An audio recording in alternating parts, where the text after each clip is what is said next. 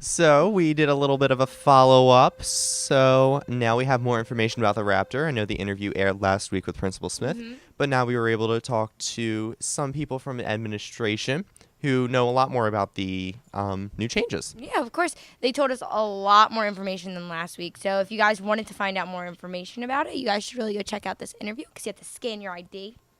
You have to scan your ID and you have to get this badge and everything. And if your license picture gets taken from your license and goes on your little badge, and my license picture is not okay. Guys, imagine. It is not okay. The person was just like, "You're gonna take the picture, so 3, 2, 1," and I was just like, my face honestly looks like. All right, Ben, we gotta wrap this up. All right, so why don't we go find out more information about Raptor? Go check it out. Hi everyone, I'm Ben Detweiler, and I'm joined today with Miss Vargas and Miss Puckett, and they are from the administration building, specifically the HR department, and we are going to be talking about the new Raptor system that is district-wide. So thanks for being here today. Thank you for inviting us. Yeah, so our first question is, why did the Norristown Area School District decide to get a new visitor management system?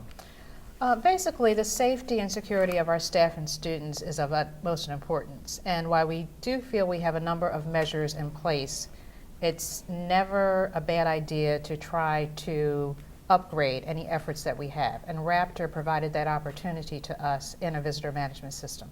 All right, what is the new Raptor system?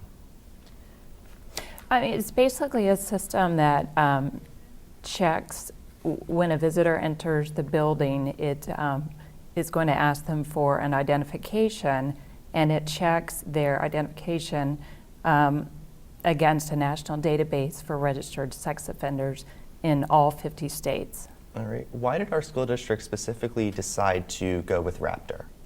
Raptor has a very fine reputation. There are a number of districts in Montgomery County that use the system and have used it successfully.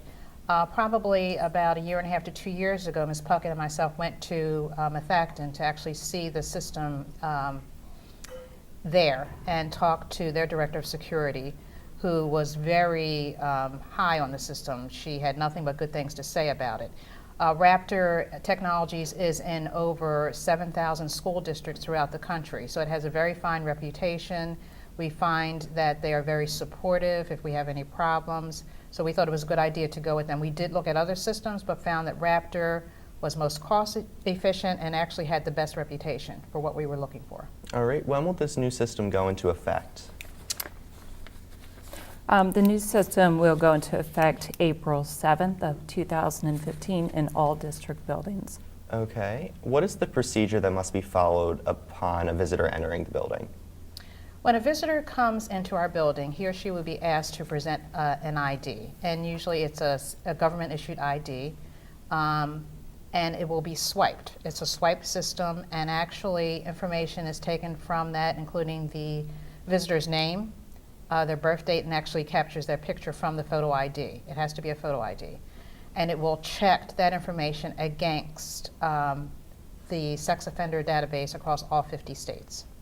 Okay. How much did this cost Norristown Area School District, and where did the funds from this come from? The PDE actually offered a grant opportunity to school districts, and we were awarded the grant, I should say, in the amount of $25,000. And that not only purchased the system, but actually helped us to upgrade some needed computers to support the system. All right, how much does it cost to maintain the Raptor system? It's a very minimal cost, and basically that goes towards any supplies that are needed, like the badges. It does print out a badge for you, so any of the badge paper that we have to purchase. Other than that, it's a very low cost that's associated beyond the first year. All right, so when your ID is scanned, what information is taken from your ID and used to create this visitor badge? Okay, so it's your name, your birth date, and your picture ID. And it also has your address associated with it as well. So it's your name, your address, your birth date, and your picture. Is your address listed on the visitor pass? It is not. All right, is any of the information that is swiped into the system saved? It is not. It's not maintained in the system. Okay, what hours must the check be performed? We're using the check obviously during all school hours, and then selectively as other events occur, possibly in the evenings, but definitely during all school hours. All right. Is this also being instituted at the administration building? It is, yes. All right. Why is a system like this critically important? Well, again, it's an added layer of security, and in this day and time, I think it's a good idea. Any opportunities that are presented that can provide an added level of security to ensure the safety of our staff and students is critical. All right. And what can be done for an individual that does not have an ID? Well, we are of the belief that most individuals should have an ID. Any parent that registers his or her child with the district has to have a photo ID so that we know that parents have it. If by chance a parent doesn't have it with them, there is a process where they might be able to sign an affidavit.